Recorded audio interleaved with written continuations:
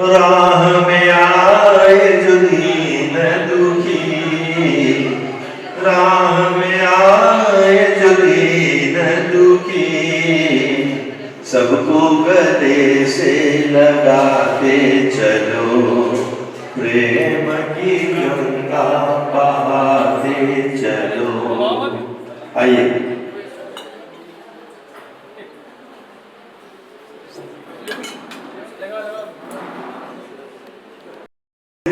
बढ़कर जग में चीज कोई अनमोल नहीं, हर वस्तु का मोल है लेकिन नहीं तेरे चरणों की धूल बाबा, चंदन गुलाब बनी।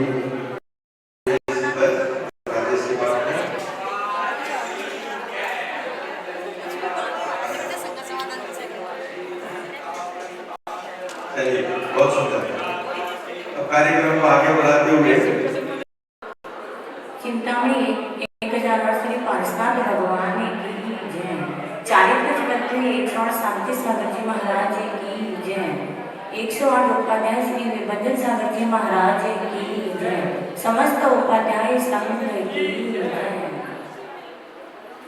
गुरु चरणों की धूल हमें जब मिल जाए रे हो, गुरु चरणों की धूल हमें जब मिल जाए रे, उसकी दुनिया में हो, उसकी दुनिया में किस्मत खुल जाए रे। गुरु चरणों की धूल हमें जब मिल जाए रे, चरण जहाँ पड़ जाते हैं वहीं आचरण आते हैं, चरण जहाँ पड़ जाते हैं वहीं आचरण आते हैं, पुण्य कोश भर जाते हैं, पुण्य कोश भर जाते हैं। ऐसी भक्ति लाए हम गुरु के चरण धुलाए हम, ऐसी भक्ति लाए हम गुरु के चरण धुलाए हम। गुरु की ही भक्ति ओ गुरु की ही भक्ति सब काम बनाए रे। गुरु चरणों की धूल हमें जब मिल जाए रे हो, गुरु चरणों की धूल हमें जब मिल जाए रे। जिस पर गुरु की नजर पड़ी उसकी बिगड़ी सभी बनी, बरसे ऊपर घड़ी मनी, बरसे ऊपर गुरु मणि। गुरु चरणों में जन्नत है, जीवन ही उन्नत है। गुरु चरणों में जन्नत है, गुरु से जीवन उन्नत है। गुरु ही सागर से ओ गुरु ही सागर से तट पर ले जाए रे। गुरु चरणों की धूल हमें जब मिल जाए रे हो, गुरु चरणों की धूल हमें जब मिल जाए रे। बोले 108 निबंधन सागर जी महाराज की।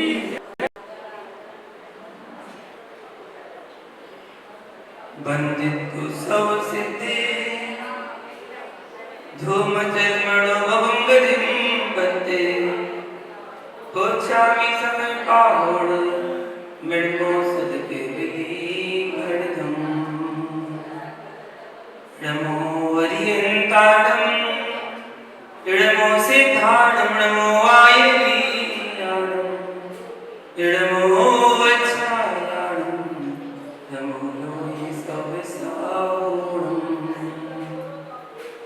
श्री भगवान की श्री पार्श्वनाथ भगवान की परम पूज्य आचार्य भगवान कुंद कुंद स्वामी की परम पूज्य देव गणाचार्य श्री विलासगढ़ जी महामुनि राज की चारित्र चक्र शांति सागर जी महामुनि राज की आचार्य श्री विशुद्ध सागर जी महामुनि राज की आचार्य समय विश्व धर्म की परम पूज्य उपाध्याय श्री निबंधन सागर जी महामुनि राज की उपाध्याय की जयकारा गुरुदेव का, जयकारा गुरुदेव का, जयकारा गुरुदेव का।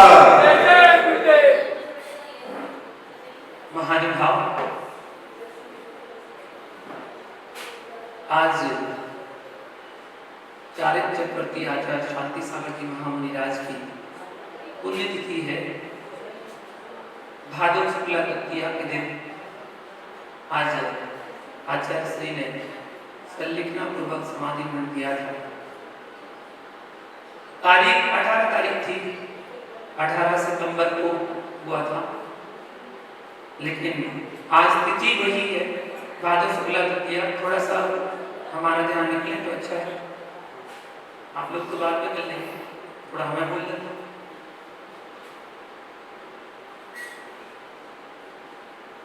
भादव शुक्ला तृतीया के दिन आचार्य शांति सागर जी की संलिखना पूर्वक समाधि ग्रहण संपन्न हुआ था। वो शांति सागर जी मुनिराज जिन्होंने अपनी 42 वर्ष घर में रहकर आराधना की थी। कोई कहता घर में रहकर साधना नहीं की जा सकती, कैसे नहीं की जा सकती? आचार्य शांति सागर जी उदाहरण है। 42 वर्ष तक जिन्होंने घर में रहकर साधना की, घर में स्वाध्याय किया, पूजन पाठ किया, सब कुछ किया, संयम के मार्ग में आगे बढ़ने का पूरा अभ्यास किया। 42 वर्ष प्रतिदिन वो 6-7 किलोमीटर चलकर एक पैनपुरी स्थान है, वहां पर पारसनाथ पंडित जी थे, पंडित जी का नाम, उनके पास पढ़ने जाते थे और उनका नियम था स्वाध्याय के बाद ही पानी पीते थे। स्वाध्याय करने के बाद पानी पीना। ऐसे थे शांति सागर जी मुनिराज, जिन्होंने वैराग के मार्ग में कदम बढ़ाया और देवी कीर्ति जी स्वामी जी से दीक्षा ली। शुल्लक दीक्षा के व्रत अंगीकार किए थे। 25 जून 1915 को उन्होंने शुल्लक दीक्षा ली और वो कहते थे कि हजारों, सैकड़ों, करोड़ों अज्ञानियों के गुरु बनने की बजाय एक ज्ञानी गुरु के शिष्य बनना अच्छा है। शिष्य बन के रहो, गुरु बनने की कोशिश मत करो।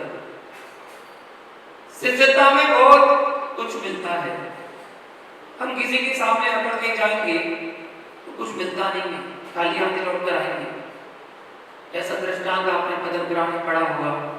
जब रावण मृत्यु सैया पर लेटा हुआ था, राम ने लक्ष्मण से कहा कि जाओ शिक्षा ग्रहण करके लाओ, प्रकांड विद्वान है रावण, बहुत सारी शिक्षा मिलेगी, जाओ लेकर आओ।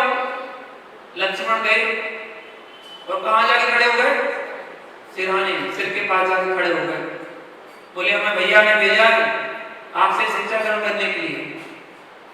तो रावण ने आंखें खोली, वो तो लेटे हुए थे, उन्हें कोई दिखाई नहीं, उन्होंने आंखें बंद कर ली। वापस आए गुस्से में, आग बबूला हो गए। बोले भैया मैंने कहा था ना बड़ा घमंडी है, वो तो देखेगा भी नहीं, उसने यही किया, उसने कुछ नहीं दिया, आंख खोल के बंद कर ली। राम ने पूछा कहां खड़े थे आप? बोले मैं तो सिरहाने बना था। गलत, फिर से जाओ। बोले आप क्यों जाओ? बोले जाओ, फिर से जाओ और पैरों के पास खड़े होना, चरणों के पास खड़े होना। अच्छा तो क्या होगा देखना, शिक्षा मिलेगी विनम्रता के साथ। फिर लक्ष्मण पुनः गए, विनम्रता से चरणों के पास खड़े होकर बोले हे विप्र विद्वान, मुझे मेरे भाई ने भेजा है और मैं आपसे विद्या ग्रहण करना चाहता हूँ।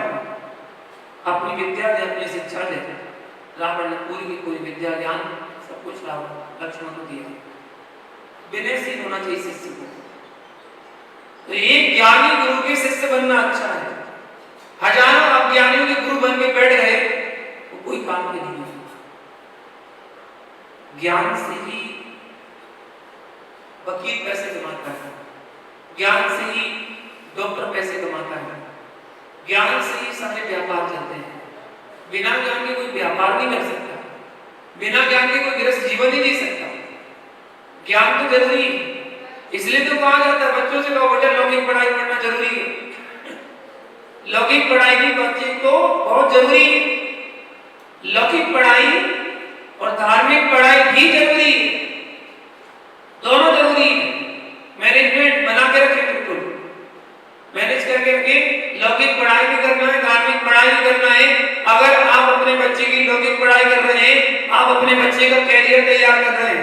उसका कैरियर तैयार होगा और कैरियर तैयार करके वो आगे उन्नति करेगा। डॉक्टर, इंजीनियर, वकील, सीए, जो भी आपको बनाना है वो सब कुछ बन जाएगा, उसका कैरियर बन जाएगा। लौकिक पढ़ाई बच्चे का कैरियर बनाती है, लेकिन साथ साथ धार्मिक पढ़ाई के संस्कार भी करते रहना, क्योंकि धार्मिक पढ़ाई बच्चे का कैरेक्टर बनाती है। कैरेक्टर बनाना अपने बच्चे का, चारित्र बनाना है तो उसको धार्मिक पढ़ाई जरूर कराते रहना, संस्कार देते रहना धर्म के। तो बेटा धर्म ऐसा है, बेटा धर्म में ऐसा होता है, हमारा धर्म ये कहता है, उसको धर्म के संस्कार देते रहना। और बच्चे को एक बात जरूर सिखा के रखना, आपको बच्चे पर विश्वास है, कहीं भी उसको पढ़ने भेज देना, कहीं भी पढ़ने भेज देना। और जब भेजो तो एक लाइन उसको बता देना, बेटा तुम जा रहे हो तो जाओ, खूब अच्छी पढ़ाई करना, तुम जॉब करने जा रहे हो जाओ, जॉब करना, अच्छे करना, जहाँ रहना वहां रहना, जहाँ तुम खुश रह सको वहां खुश रहना। बस मेरी इतनी सी बात याद रखना, जीवन में कभी कोई ऐसा काम नहीं करना जिससे तुम्हारे माता पिता को किसी दूसरे के सामने शर्मिंदा होना पड़े। बस इतनी सी बात उसको सिखा देना, वह बच्चा कभी गलत मार्ग में आगे नहीं बढ़ेगा, कोई गलत काम नहीं करेगा, कहीं विपरीत मार्ग में नहीं जाएगा। बस इतने सी भान उसे करा देना, बेटा जीवन में तुम कहीं भी रहो, कुछ भी करो, कहीं भी पढ़ो, बस इतना ध्यान रखना समाज के सामने, किसी दूसरे के सामने तुम्हारे माता पिता को शर्मिंदा ना होना पड़े। अभी तुम सबके सामने अपनी गर्दन भाग से ऊपर करके बोले, वो मेरा बेटा है, वो मेरी बेटी है, ऐसा कर सके, ऐसा काम करना। ज्ञान से सब कुछ होता है। शांति सागर जी महाराज महाज्ञानी छुल्लक दीक्षा देवी के बाद गिरनार पर्वत पर गए और उन्हें दुपट्टा भी भारी लगने लगा, तो वहीं पर उन्होंने दुपट्टा का त्याग कर दिया। वो 15 जनवरी 1919 का दिन था जब उन्होंने वेदक दीक्षा ली थी। बहुत साधना करते थे शांति सागर जी महाराज, ऐसा उनका चारित्र चक्रवर्ती ग्रंथ में मिलता है। मैंने तो केवल अनुभव किया है, उनको पढ़कर देखा तो है नहीं, देखा तो प्राचीन कितने भी आचार्य हैं, उनको मुझे देखने का, दर्शन करने का सौभाग्य नहीं मिला, और अपने दादा गुरु को भी देख पाया, आचार्य विमल सागर जी को भी दर्शन नहीं कर पाया, क्योंकि उस समय जब उनकी समाधि हुई उस समय तो हम मंदिर भी नहीं जाते थे। जब मंदिर नहीं जाते थे तो दर्शन क्या करते थे, नहीं देख पाए। लेकिन उसके बाद जब कुंभ जगह, जब भाव जगे और संयम के मार्ग में आगे बढ़े और संयम के मार्ग को अपनाया, तो पुनः कुछ ना कुछ तो मिला। देश के वरिष्ठ आचार्य सिद्धांत चक्रवर्ती आचार्य विद्यानंद जी महाराज के पास रहने का अवसर मिला और 7 साल उनके पास अध्ययन किया, उनका सानिध्य मुझे मिला। अब संयोग कहे या कुछ कहे, कुछ ना कुछ कहीं ना कहीं बुजुर्ग साधु मुझे मिल ही जाते हैं, मुझे सानिध्य उनका मिल ही जाता है। शांति को विद्यानंद जी महाराज का सानिध्य मिला।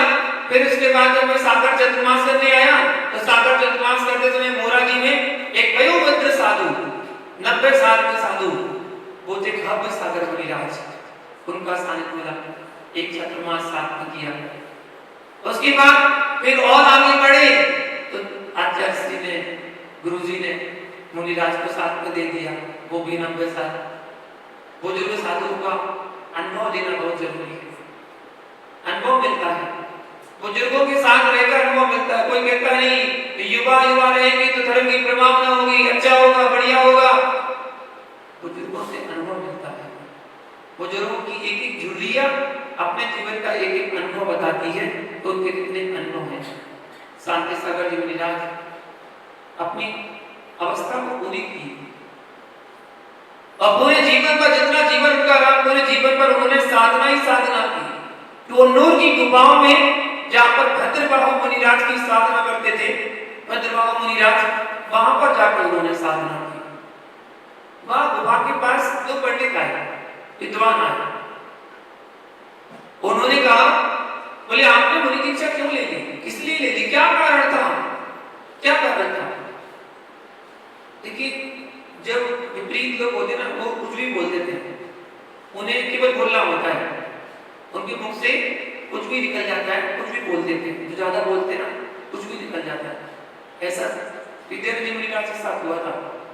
कुछ लोगों ने मालूम उनसे क्या कह दिया था, उन्होंने कहा, कुछ लोगों ने कहा कि आप प्रवचन करिएगा, तो उन्होंने कहा मुझे प्रवचन करना नहीं आता, तो लोगों ने मालूम क्या कह दिया, खाने के लिए साधु बन गए थे? क्या बोला? खाने के लिए साधु बन गए थे? वो शांत रहे, कुछ जवाब दे दिया पलट के जवाब देना नहीं चाहिए। यही आपकी गरिमा है। विद्वान की तो यही गरिमा है, जो विद्वान होता है वो पलट के जवाब नहीं देता। वो कहता अपनी जबान गंदी क्यों करें, सामने वाले ने अपनी गंदी कर ही ली है, अब हम क्यों अपनी गंदी करें? वो शांत हो जाता है। ऐसा एक बार और हुआ, जब वो मुनि दीक्षा ले रहे थे तो उस समय भी ऐसा हुआ। जब लोग आए थे बोलने के लिए आप मुनि दीक्षा लेने को हैं, आप क्षुल्लक रहिए, बढ़िया है, आज का समय जो है मुनि बनने का नहीं है, आज का काल मुनि बनने का नहीं है। तो मालूम क्या जवाब दिया था आचार्य श्री ने, विद्यार्थी राज ने? उन्होंने कहा कि या तो मैं काल के अनुसार चलूंगा या काल को बदल दूंगा, या तो मैं काल को बदल दूंगा या काल के अनुसार चलूंगा, लेकिन दीक्षा जरूर लूंगा। जब मुनि दीक्षा ले ली तो फिर लोगों ने कहा कि अब प्रवचन करिएगा, तो बोले प्रवचन तो आता नहीं मुझे, जबकि बहुत बड़े विद्वान थे। बोले प्रवचन तो आता नहीं है, बोले हमारे साधु गूंगे होते हैं। श्रावक ने क्या कहा, हमारे साधु गूंगे होते हैं, बोलना कुछ आता नहीं है, गिनती पढ़ाने के लिए साधु बन जाते बस, ऐसे सब बोले। तभी उन्होंने कुछ नहीं बोला, वो शांत रहे, क्योंकि उन्होंने अपने जीवन में एक बुजुर्ग साधु का समागम किया था और उन बुजुर्ग साधु ने उन्हें अपने जीवन का एक अनुभव दिया था, और अनुभव में उन्होंने कहा था कि बेटा जीवन बहुत बड़ा है, जीवन में हर प्रकार के व्यक्ति मिलते हैं, कुछ भी बोलते हैं, इसलिए एक अनुभव मेरा याद रखना, जैसे तुम 2 रोटी खाते हो और उसको पचाते हो, पचाने के लिए क्या क्या नहीं करते 2 रोटी खाकर, आप स्वाध्याय करते, सामायिक करते, भक्ति करते, विहार करते, सब कुछ करते हो उन 2 रोटी खा के पचाने के लिए। तो जैसे 2 रोटी खा के पचाते हो, वैसे 2 बातों को पचाना सीख जाना, जीवन जीना आ जाएगा। ये सबके लिए है। एक श्रावक भी अगर 2 बातों को पचाना सीख जाए, घर के विवाद समाप्त हो जाए। जो पिता पुत्र में लड़ाई होती है, भाई भाई में लड़ाई होती है, नंद भौजाई में लड़ाई होती है, सास बहू में लड़ाई होती है, पति पत्नी में लड़ाई होती है, अगर 2 बातों को पचाना सीख जाए तो लड़ाई बंद हो जाए, लड़ाई ना। उसने मुझसे ऐसा कैसे कह दिया, बस लड़ाई ठीक है, उसने बोल दिया, निकल गया मुझसे, ठीक है छोड़ो, बचा लेना चाहिए, लेकिन नहीं बचती, क्या करें? वो देखो 2 विद्वान पहुंच गए शांति सागर जी के पास, बोले आपने दीक्षा ले लिया, इसलिए ले ली, इससे क्या होगा? आपको पता है पंचकाल मोक्ष है क्या? बोले नहीं, बिल्कुल नहीं। पंचकाल मोक्ष होगा? बोले बिल्कुल नहीं होगा। तो फिर किस लिए दीक्षा ली आपने, क्या करेंगे आप? तो उन्होंने कहा अच्छा बताता हूँ, जवाब देता हूँ, पहले मेरा छोटा सा काम कर दो। बोले क्या? बोले सामने एक वृक्ष लगा, उसमें से 2 फल लेकर आओ, फिर मैं तुम्हारे प्रश्न का जवाब देता हूँ। बोले ठीक। दोनों विद्वान गए, वहां पर देखा तो आम का पेड़ लगा हुआ था, दिसंबर का महीना था। बोले ये क्या कहा उन्होंने? मुनिराज ने बताओ, आपने वृक्ष के पास भेज दिया और फल लाने के लिए भेजा, इसमें कहां से फल आएंगे? वापस आए, बोले इसमें कैसे फल आएंगे? बोले क्यों, क्या हुआ? बोले आम का वृक्ष है। बोले तो क्या हुआ, आम के वृक्ष से फल नहीं आते? बोले आते हैं। बोले कब आते? बोले समय आने पर आएंगे, जब उनका मौसम होगा तब आएंगे, 12 महीने थोड़ी आएंगे। तो बोले अरे अभी नहीं आएंगे? बोले बिल्कुल नहीं आएंगे, सर्दी का मौसम में आम कैसे आएंगे? बोले कब आएंगे? बोले गर्मी में आएंगे। अच्छा गर्मी में आएंगे, तो पेड़ क्यों लगा रखा है? पेड़ क्यों लगा रखा है? इतनी जगह घेर के रखा है, जब फल आएंगे तभी पेड़ लगा लेगा। बोले ऐसा थोड़ी होता, पेड़ लगा रहेगा तभी तो आम आएंगे। नहीं, तो तुम्हारे प्रश्न का जवाब है, जब मुनि बनते रहेंगे तभी तो मोक्ष मिलेगा। जब मुनि बनते रहेंगे तभी तो मोक्ष मिलेगा। तो दोनों विद्वान ने साष्टांग नमस्कार किया और दोनों ने मुनि दीक्षा धारण कर ली। एक आचार्य चंद्रसागर बने और एक आचार्य वीर सागर बने, उनकी शिष्य बने, उनसे दीक्षा ली। ऐसे शांति सागर बने। 12 वर्ष बाद उनको पद मिला आचार्य पद।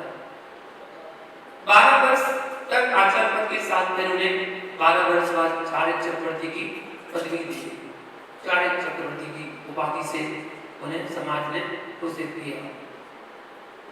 रातों रात कोई भी पेड़ फल नहीं देता, धीरे धीरे अपने संयम को बढ़ाते जाते हैं और उस संयम के प्रभाव से वह आगे उन्नति को प्राप्त करता है। विराज सारी तीर्थ यात्रा की, शिखर जी, गिरनार जी आदि जितने भी सिद्ध क्षेत्र थे उन्होंने सबकी यात्रा की, सभी जगह भ्रमण किया, दिल्ली में भी विहार किया, राजस्थान, पूरी भारत में सभी जगह उन्होंने भ्रमण किया, सब जगह उन्होंने विहार किया। 1924 की घटना है। सेठवाल में कहा उन्होंने अंग्रेजी नहीं पढ़ना चाहिए। 1924 में अंग्रेजी नहीं पढ़ना चाहिए तो उसके ऊपर पत्थर बरसाए गए, पत्थर मारे गए, ये उपसर्ग हुए और काफी उपसर्ग हुए। उन्होंने सब उपसर्गों को क्षमता से सहन किया, लेकिन अपनी बात को जरूर रखा। चाहे उन्हें कहीं कुछ भी करना पड़े, लेकिन उन्होंने उपसर्गों को सहन करके अपनी बात को रखा। बाहर उनसे कहा गया कि उन्हीं अवस्था में बाहर नहीं निकल सकते जंगल से बाहर। बोले नहीं, हम तो जाएंगे, ऐसे ही जाएंगे। लोगों ने काले झंडे उठाए, विरोध किया, पत्थर मारे, तब भी उन्होंने सबको क्षमा किया, लेकिन वो बिहार करते रहे। और उन्हीं की देन है कि आज पूरे देश में निर्भयता से साधुगण बिहार कर पाते हैं। दिल्ली जैसी राजधानी में और एनसीआर मिला के आज वर्तमान में 2024 में 36 चतुर्मास हो रहे हैं। वहां पर 36 जगह पर चतुर्मास हो रहे हैं, केवल दिल्ली एनसीआर में इतनी जगह पर चतुर्मास है। तो 36 जगह चतुर्मास हो रहे हैं, तो साधु कितने होंगे? साधु कितने होंगे? साधु इतने नहीं होंगे तो समाज कितनी होगी जो उन्होंने पूरी दीक्षा दी थी। बड़े गंभीर थे, गांभीर्यम सहजा होती, वो बड़े गंभीर थे, सहज थे। जगन्मोहन शास्त्री जी से कहा था उन्होंने कि मैं किसको गुरु बनाऊं? तो साथी साहब जी मुनिराज ने कहा था कि अपनी आत्मा को ही अपना गुरु मानो। संलिग्न के समय की बात। जगन्मोहन लाल शास्त्री बहुत दुखी हुए थे। अब मैं क्या करूंगा, मैं किसको तो गुरु बनाऊंगा, आप तो छोड़ के चले जाओगे। तब उन्होंने कहा था कि अपनी आत्मा को ही गुरु, अप्पा अप्पा मिलो, अपनी आत्मा में लीन हो जाओ। बस यही तो अपनी आत्मा कल्याण करने के लिए साधन है। सटीक जवाब देने वाले आचार्य शांति सागर जी, कम शब्दों में बहुत बड़ी बात रखने वाले शांति सागर जी। एक बार बिहार कर रहे थे, रास्ते में एक हाईवे पर एक साधु आ गया अन्न मत का और चरणों में गिर गया। प्रणाम प्रणाम प्रणाम। आचार्य से महात्मा जी पास में मेरे सामने कुटिया है, कुटिया पर आपके चरण पड़ जाते तो अच्छा रहता। बोले हम ऐसे नहीं जाते, केवल घर में आहार की बेला के समय जाते हैं। बोले एक बार चरण पड़ जाते, वैसे एक बार चरण पड़ जाते। वो काफी जिद करने लगे। आचार्य से थोड़ा आगे बढ़े, फिर भी वो नहीं माना। बोले आचार्य जी एक बार चरण पड़ जाए, भगवान एक बार चरण पड़ जाए, महात्मा जी एक बार चरण पड़ जाए, बस और कुछ नहीं कहूंगा मैं। ठीक है, सब लोगों ने रिजेक्ट किया। दूसरा साधु में चले एक बार आचार्य जी गए कुटिया में, बस खड़े हुए, वो खड़े हुए, वापस आ गए। तो साधु भी साथ साथ आ गया, थोड़ी दूर साथ साथ चलने लगा। जब साथ साथ चलने लगा, अचानक में साधु पूछता है महात्मा जी आप हमारी कुटिया में गए, आपको कैसा लगा? वो चुप रहा, कुछ नहीं बोले। फिर दूसरा प्रश्न किया, महात्मा जी एक बात बताइए ना, आपको कुटिया हमारी कैसी लगी? अच्छा जी कुछ नहीं बोले बताइए ना एक बार आपको कुटिया कैसी लगी हमारी? शांति सागर जी खड़े होकर वही बोलते हैं। बोले महात्मा साधु, आपने घर छोड़ा, परिवार छोड़ा, कुटुंब छोड़ा, अपना धन दौलत रुपया पैसा छोड़ा और यहाँ की कुटिया बना ली। छोड़ा क्या है? छोड़ा क्या है? वहां छोड़ा, यहाँ बना लिया, स्थान का परिवर्तन तो किया है, किया क्या है? साधु को समझ में आ गई। बोले हाँ बात तो सही है। तुरंत साधु दौड़ के गए और दौड़ के गए अपनी झोपड़ी में मिट्टी का तेल डाला और आग लगा दी। आग लगा के वापस आ गए। जब वापस आए तो फिर साथ में चलने लगे। बोले महात्मा जी हम ना उस कुटिया में आग लगा कर आ गए, सब छोड़ के आ गए, आग लगा दी उस कुटिया में। बस साधु कुछ नहीं बोला, फिर चलने लगे। फिर थोड़ी देर बाद साधु कहता है अरे महात्मा जी बस ये तो आपको कुटिया में तो आग लगाई थी, कैसे कुटिया थी कैसे? ये तो बता दो बस कुटिया थी कैसे? तो शांति सागर ने फिर जवाब दिया। बोले हे साधु, तूने बाहर की कुटिया तो जला दी, अंदर की कुटिया अभी भी रखी हुई है। ऐसे सटीक जवाब देते थे आदमी को, बिल्कुल जवाब उसको अंदर पता चल जाता कि मैंने क्या गलती कर दी। सामाज में बैठा था पूरा संघ, एक साधु सामाज में बैठने में लेट हो गए, किसी श्रावक से कोई गलती हो गई। उन साधु ने श्रावक को घर से आए थे, घर से ही बची कर आए थे, तो उन साधु ने श्रावक को बोलते बोलते उनके मुंह से गाली निकल गई, एक गाली दे दी। जब गाली दी थी तो वो गाली शांति सागर जी के कान में पड़ी तो शांति सागर जी ने कुछ नहीं बोला, चुपचाप समाधि की अपनी समाधि करने के बाद उस साधु के पास पहुंचे, जिस साधु से गाली निकली और उससे बोलते हैं अरे भाई मैं आज सामायिक कर रहा था,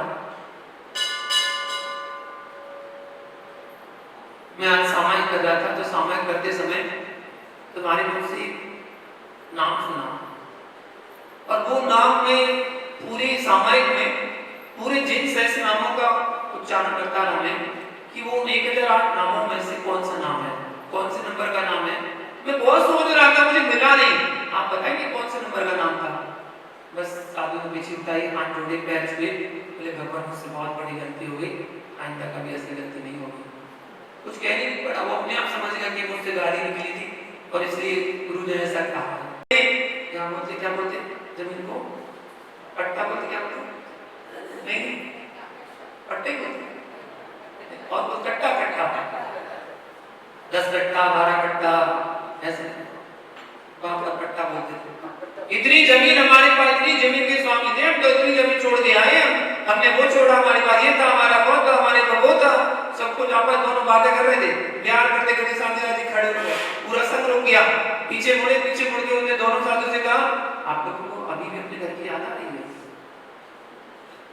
बस इतनी कहा, आप लोगों को अभी भी अपने घर की याद आ रही है? इतना कहा और दोनों साधु ने सब पे चिंता कर क्षमा मांगी, मुझसे गलती हो गई। कम शब्दों में बहुत बड़ी बात कहने का जो गुण था वो आचार्य शांति सागर जी था। ऐसे थे शांति सागर। अहिंसा क्या होती है उन्होंने सिखाई, चर्या क्या होती है उन्होंने सिखाया, साधु के मूल गुण क्या होते हैं उन्होंने सिखाया। एक एक बात उन्होंने सबको सिखाई और वही उन्हीं की देन आगे चलकर साधु समाज आगे बढ़ा। पहले भी साधु होते थे, ऐसा नहीं है कि शांति सागर जी के पहले साधु नहीं थे, साधु थे, उनके पहले भी थे। उस साधु के नाम तो मुझे भी पता है। अच्छा विद्यानंद जी महाराज के मुझसे सुने, सिद्धप्पा स्वामी, जिनप्पा स्वामी, गुणप्पा स्वामी, लिंगप्पा स्वामी, देवेंद्र कीर्ति, ये मुनिराजों के नाम थे। आदि सागर मुनिराज नाम थे मुनिराजों के। वो मुनि अवस्था में थे उस समय, बस वो शहरों में कम आते थे, ग्रामों में कम आते थे, लोगों के बीच में कम आते थे, जंगल में ही अपनी साधना करते थे और अपनी साधना करके निर्विघ्न अपनी साधना करके वही अपना पालन करते थे। तो महान भाव वो शांति सागर जी महाराज 18 सितंबर 1955 तारीख के हिसाब से 18 सितंबर को उनकी संलिग्न हुई और अगर तिथि के अनुसार देखें तो आज भाद्र शुक्ला द्वितीया के दिन उनकी संलिग्न पूर्व समाधि मरण हुआ था और उन्होंने उस अपने लक्ष्य को प्राप्त किया जो लक्ष्य के लिए एक श्रावक साधु बनता है। संलिग्न पूर्वक समाधि मरण सब करना चाहते हैं क्योंकि वह पंडित मरण कहलाता है।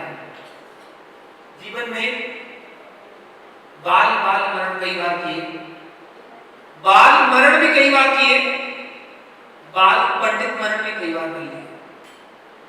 संलिग्न पूर्वक समाधि मरण करने वाला दिगंबर मुनि पंडित मरण करता है और जो पंडित मरण कर लेता है निरतिचार सम्य दर्शन सहित भवजीव संलिग्न समाधि मरण करता है, वो निश्चित पंडित मरण करके मोक्ष को प्राप्त कर लेता है।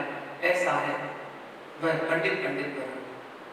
तो आचार्य शांति सागर मुनिराज ने 86 वर्ष की अवस्था में मालूम 36 वर्ष तो उपवास के साथ निकाल दिए।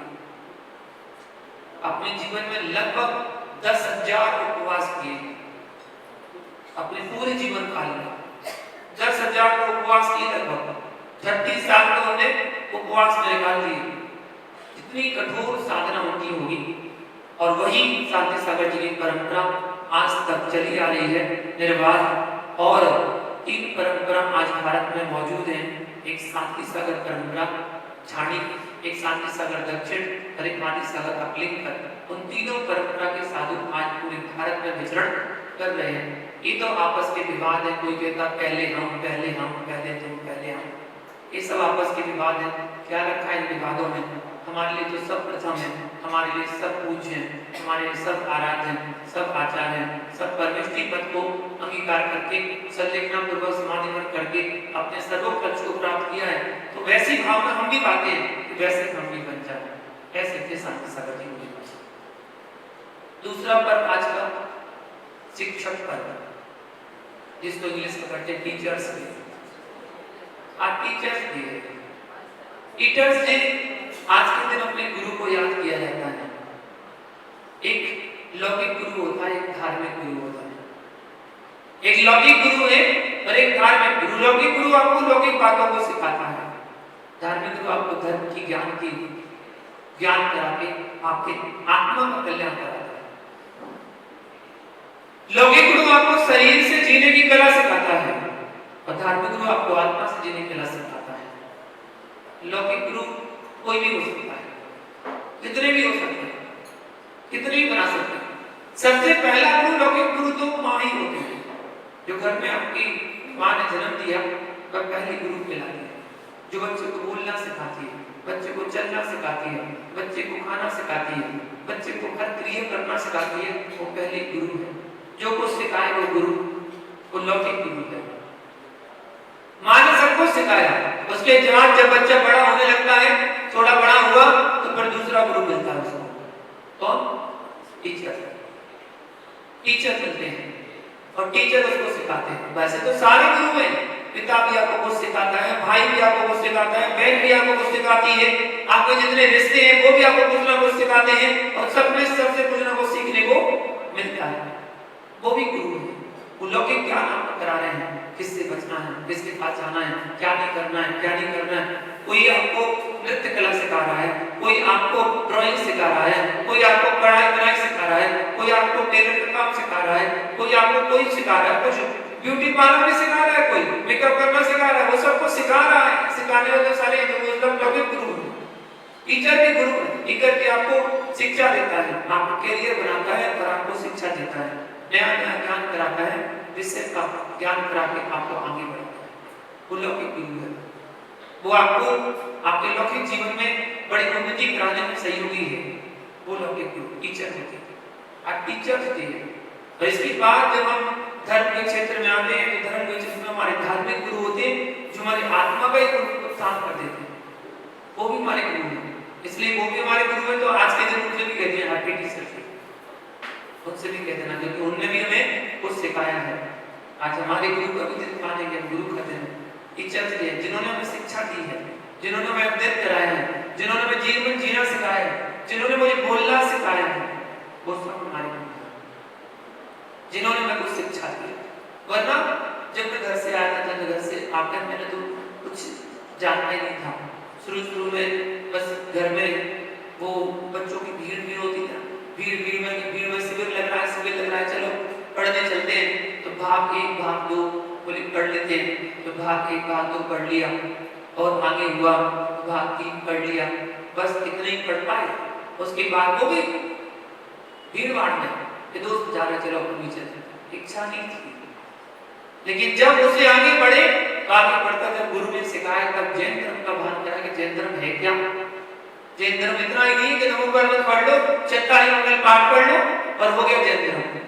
ज्यादा हुआ तो पार्षद भगवान का अर्घ बोल दो या 24 तीर्थंकर के नाम बोल दो, चिन्ह बोल दो, हो गया जैन धर्म। और थोड़ा ज्यादा हुआ तो गुरुपति पावन की गिनती पढ़ लो और दर्शनम दिव्य से पढ़ लो, हो गया जैन धर्म। बस इतना ही जैन धर्म नहीं है। जैन धर्म तो समुद्र है, सागर है, सागर। ये तो केवल एक बूंद है। जब एक बूंद मिलती है तो एक बूंद मिलकर बड़ा अच्छा लगता है। ओह जैन धर्म इतना अच्छा है। सोचो जब एक बूंद में आनंद आता है तो फिर जब सागर आपको मिल जाए तो कितना आनंद है। उस आनंद का कोई ठिकाना नहीं। जैन धर्म का अपार है। उस जैन धर्म का ज्ञान यदि कोई कराता है तो हमारे गुरु कराते हैं, धार्मिक गुरु कराते हैं, वो हमें शिक्षा देते हैं। एक अर्थ आपको पता चले, अध्यापक का अर्थ क्या है, टीचर्स का अर्थ क्या है, शिक्षक का अर्थ क्या है, विस्तार से आपको शाम को बताएंगे। आज आपको इतना बता दे रहा हूँ कि हाँ टीचर्स डे है और टीचर्स डे में गुरु को स्मरण करना बहुत जरूरी है। बचपन में उन गुरुओं के लिए मालूम क्या कह दिया जाता था, बहुत बुरे, बहुत बेकार है, जब देखो मारते रहते, जब देखो मारते रहते, डांटते रहते। बताओ, क्लास के रूम के बाहर खड़ा कर दिया। उनको बहुत बुरा भला कहते थे बचपन में। बचपन में जिन गुरु के लिए आप बुरा भला कहते थे, आज वही गुरु आपको अच्छे लगते होंगे। आपको याद आता होगा उन गुरुओं के बारे में कि उनकी वजह से आज हम यहाँ पर हैं। अगर उन्होंने बचपन में नहीं डांटा होता, मैं नहीं पढ़ा होता, तो आज मैं इतनी बड़ी पोस्ट पे नहीं होता। आज मैं यदि पोस्ट पर प्राप्त हुआ हूं, मैं सीए बन गया, वकील बन गया, जज बन गया, शुरुआत कहां से की थी? जड़ नीचे जड़ देखो ना, जड़ शुरुआत कहां से हुई थी? स्कूल में वो नर्सरी का टीचर, वो केजी का टीचर, वो 1 का टीचर, 1 2 3 4 क्लास में आपको पढ़ाई थी, बेस तो वहीं से तैयार हो रहा था। वहां से नींव तो वही रखी जा रही थी, ईंट तो वही लगाई जा रही थी।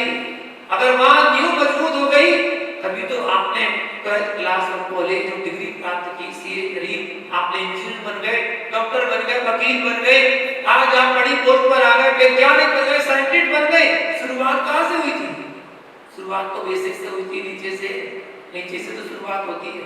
तो नीचे वाले को भूलना मत, वो भी स्मरण रखना कि हाँ, कोई टीचर थे जिन्होंने मुझे शुरू में बहुत मारा और ऐसे दंड दिए जो दंड आज सोचकर लगता है ऐसे दंड भी होते हैं। पहले तो सरकार ने अधिनियम बनाया था कि किसी बच्चे को मार नहीं सकते आप। टीचर के लिए नियम बना दिए थे कि बच्चे को मार नहीं सकते। अभी लेटेस्ट अभी पता चला कि कहीं किसी प्रांत में नियम बन गया, अब बच्चे को डांट भी नहीं सकते। लेटेस्ट नियम बनाए। क्या नियम बनाते हैं?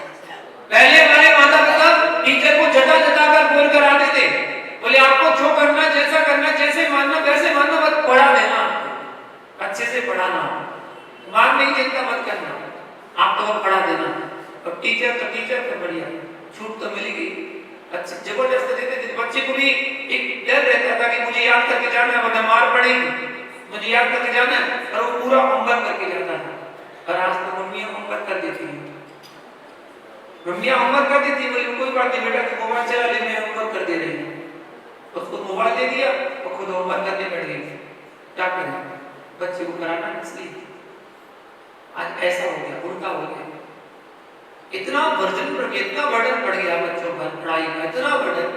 बेचारा स्कूल में जाता है तो वहां इतने घंटे, फिर वहां से आके तुरंत होमवर्क मिला वो, फिर उसके बाद ट्यूशन, और उसके बाद एक्टिविटी भी करानी, ये भी वो भी, skating, dancing class, skating class, और पता नहीं कौन सी क्लास,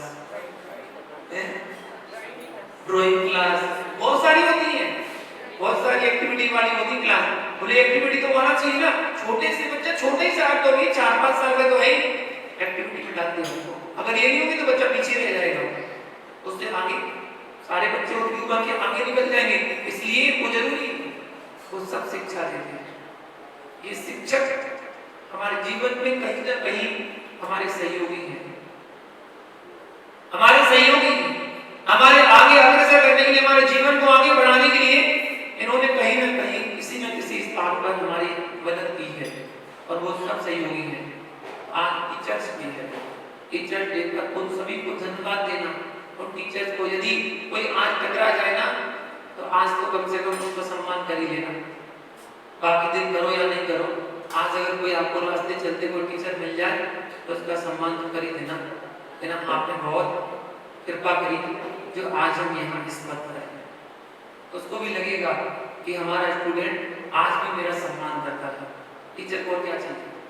और कुछ नहीं चाहिए, उसे बस सम्मान चाहिए। उसे सम्मान में हाथ जोड़ लिए, बस समझ लो उसका सम्मान हो गया, और उसे कुछ नहीं चाहिए।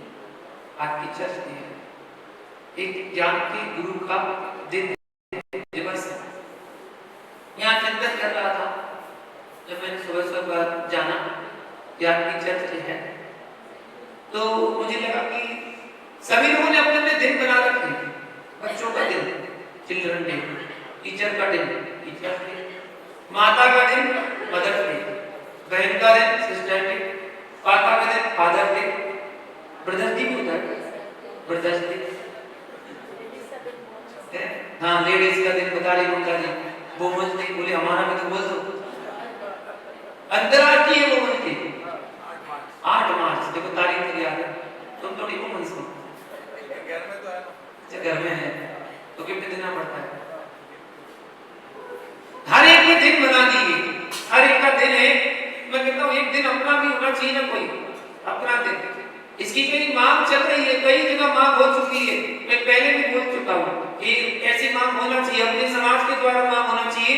एक दिन ऐसा होना चाहिए जो अपनी समाज ही मनाती है, अपनी समाज उस दिन को मनाती है, साल में एक दिन मनाती है। वो दिन अगर पूरे राष्ट्रीय स्तर पर नहीं अंतरराष्ट्रीय स्तर पर हो जाए तो वो दिन कितना अच्छा है। कौन सा दिन? कौन सा दिन? क्षमावाणी पर्व। एक क्षमावाणी पर्व अगर अंतरराष्ट्रीय पर्व के नाम से अगर विख्यात हो जाए, योग का तो दिन बना दिया, अंतरराष्ट्रीय योग दिवस।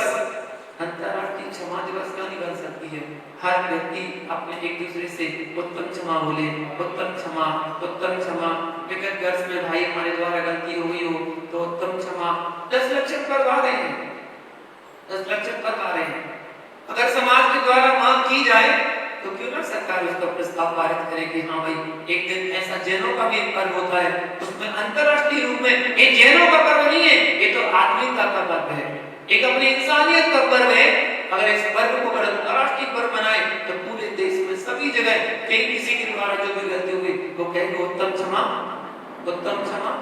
क्षमावाणी पर्व को ऐसे मनाए तो कितना अच्छा दिन वो रहेगा।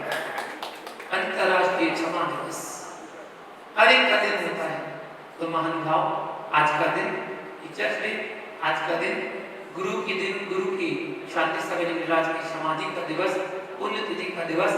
आज का यह भादों का महीना का पहला शुक्ल पक्ष का यह पहला दिन मनाया गया। आगे कल रोड तीज का दिन मनाया जाएगा, फिर आगे पंचमी से और पर्व शुरू हो जाएंगे, फिर अष्टमी का पर्व, उस दिन भगवान का मोक्ष कल्याणक, फिर सुबह धूप दशमी, फिर अनंत चतुर्दशी का पर्व, वासुदेव भगवान का मोक्ष कल्याणक, फिर क्षमावाणी, 16 पर्व चल ही रहे हैं, रत्नत्रय उसमें बीच में आ जाएंगे। सारे के सारे पर्व आने वाले हैं, क्रम से लगातार पर्व चल रहे हैं। इन पर्वों के दिनों में अपने पुण्य को और बढ़ा लो, पुण्य बढ़ाने का अवसर मिल रहा है, बढ़ा लो, वरना पुण्य खर्च करते करते सारा बैलेंस समाप्त हो जाएगा। और जब सारा बैलेंस समाप्त हो जाएगा तो फिर क्या करेंगे? फिर किसका उदय आएगा? जब पुण्य का बैलेंस समाप्त हो जाएगा तो फिर किसका उदय आएगा? पाप का आएगा। तो जब पाप का उदय आएगा तो दुख मिलना शुरू, संकट मिलना शुरू, फिर किसकी याद आएगी?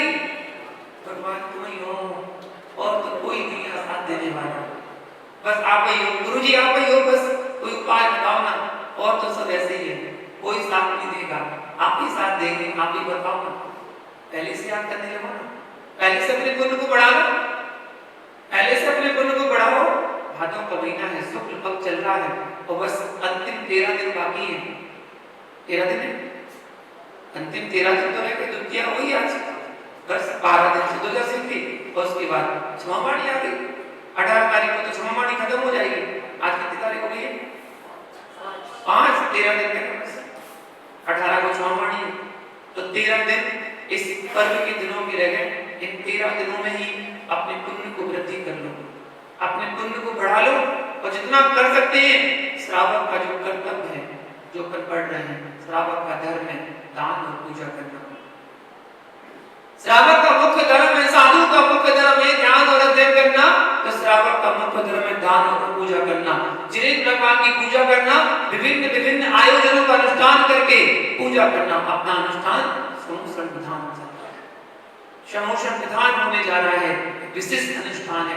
पूजा करके अपने धर्म का पालन कर लेना और उस पूजा में दान करके अपना धर्म का पालन कर लेना। दान और पूजा श्रावक का धर्म है, अपने धर्म का पालन। कल मैंने बताया कितने लोगों को समझ में आ गया कि हाँ वाकई में दान पूजा करना चाहिए, दान पूजा करके अपने धर्म का पालन करना चाहिए, चाहे कैसे भी हो, इन प्रकार कैसे को हमें तो अपने धर्म का पालन करना है। कौन क्या कह रहा है, कौन क्या कर रहा है, वो कर रहा है कि नहीं कर रहा है, मैं करूं, ये मेरा धर्म है, मेरा निज का धर्म है। मैं दूसरे को क्यों देखूं कि वो कर रहा है कि नहीं?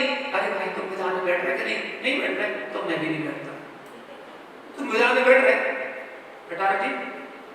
विधान में बैठ रहे भट्टारे जी बैठ रहे तो भट्टारे जी के बगल वाला तो बैठेंगे, तो कोई कहे भट्टारे जी बैठ रहे तो हम भी बैठेंगे, और फिर एलपी जी बैठेंगे तो एलपी जी के बगल वाले बैठेंगे, और फिर विवेक तो देखे देखी बैठ जाएगा, है ना। जितनी ये सबकी एक करके भावना होगी कि हम भी बैठ जाए, हमारे ट्रस्टी तो पांचों बैठेंगे, है ना। राजेश जी हैं, सुरेंद्र कुमार जी हैं, सोम जी हैं, कमल जी हैं, सुरेंद्र जी, पाटनी जी हैं, पांचों ट्रस्टी बैठेंगे और अपने जोड़े के साथ बैठे। क्या करना घर पे क्या काम है बताओ। घर पे काम है, बिजनेस है, बिजनेस भी चलता रहेगा, बिजनेस अपनी जगह है, धर्म अपनी जगह है। धर्म करने का समय जो है वो समय निर्धारित है, अपना समय अपने समय पर कर लेना, कोई ज्यादा समय थोड़ी लगना है, 9 बजे ज्यादा 10 हो जाएगा, बस इससे ज्यादा क्या होगा। 9 बजे तक तो आप मंदिर में रहते ही हो, 1 घंटा और 10 लक्षण में विशेष धर्म के लिए दे देंगे, बाकी समय तो व्यापार करोगे। दिन भर थोड़ी मंदिर में बिठा रहा है आपके लिए कि दिन भर मंदिर में बैठना, बस यहाँ पर विधान खत्म हुआ अपने काम पर फिर चले जाना, कोई दिक्कत नहीं। जॉब पर फिर चले जाना, ज्यादा होगा तो 5-6 दिन हाफ डे लेना पड़ेगा, हाफ डे ले लेना, क्योंकि 3 तो सैटरडे संडे पड़ रहे हैं इस विधान के बीच में, 3 सैटरडे संडे पड़ रहे, 2 संडे 1 सैटरडे, 3 दिन तो ये निकल गए ऐसे ना। अब बचे 5-6 दिन को 25 और लगा लेना बस। लेकिन विधान में बैठेंगे सब कैसे बैठेंगे, ये मत सोच रहा अरे जगह तो है नहीं है, आधे में तो समुद्र बन गया, अब बैठेंगे, अरे जहां जगह मिलेगी वहां बिठा लेंगे, अगर ज्यादा जगह नहीं मिली तो अपने सिंहासन के बगल में बिठा लेंगे। सिंहासन के बगल में बिठा लेंगे, जगह दिल में होना चाहिए, सिंहासन के बगल में डाल लेंगे। अगर इतनी भी जगह आपको लगा सूट नहीं बैठी तो कपड़े उतार के अपने साथ बिठा लेंगे, लेकिन कपड़े उतार के बिठवाएंगे, कपड़े पहले नहीं बिठवाएंगे, कपड़े उतार के बिठवाएंगे, 10 लक्ष्मी की दीक्षा करवा देंगे, कितना सहयोग बढ़ जाएगा। सभी लोग बड़ी भक्ति भाव से इस विधान को करेंगे, अर्चना करेंगे और पुण्य का अर्जन करेंगे। अभी हमारे कमल जी ने बताया कि कुछ पात्रों का चयन अभी बाकी रह गया है, आज का दिन बढ़ा दिया गया, आज रात्रि 8 बजे तक अपना पात्र का चयन का अपना नाम दे दें, जिससे पात्रों का चयन पूरा हो जाएगा और फिर कल सुबह उन पात्रों की घोषणा कर दी जाएगी कि कौन किस पात्र को धारण कर रहा है, और फिर भक्ति भाव से जिन भगवान की अर्चना करेंगे, पुण्य का अर्जन करेंगे। हम कभी किसी के उपकार को ना भूलें, किसी ने कोई उपकार हम पर किया है, उस उपकार का स्मरण कम से कम उस दिन तो जरूर याद कर ले, चाहे वो शांति सागर जी महाराज ने हम पर उपकार किया तो आज उनकी पुण्यतिथि पर स्मरण कर ले, टीचर डे है तो टीचर ने हम पर उपकार किया उनको याद कर ले, हमारे गुरुओं में पुण्य कार्य में धर्म कार्य में आगे बढ़ाते हैं, धर्म में आगे बढ़ाकर हमारी उन्नति करते हैं, प्रगति करते हैं, विकास करते हैं, इसलिए हम उनका स्मरण करके और उस दिन उनका उपकार माने। आज का उपकार दिवस सबके लिए मंगल हो, सभी को बहुत बहुत मंगल आशीर्वाद। जय बोलो पार्श्वनाथ भगवान की जय। हे जिनवाणी वाली जो जगों में जो तेरी शरणागत सो पावे सुखे, देव जो कंठ को गुरु सेवा ग्रंथ, दया धर्म पालो सदा यही मोक्ष को धर्म कर संसार को धर्म कर देना, धर्म पद साधे बिना नर्तन यंत्र समान। सब लोग बैठकर समान नमस्कार।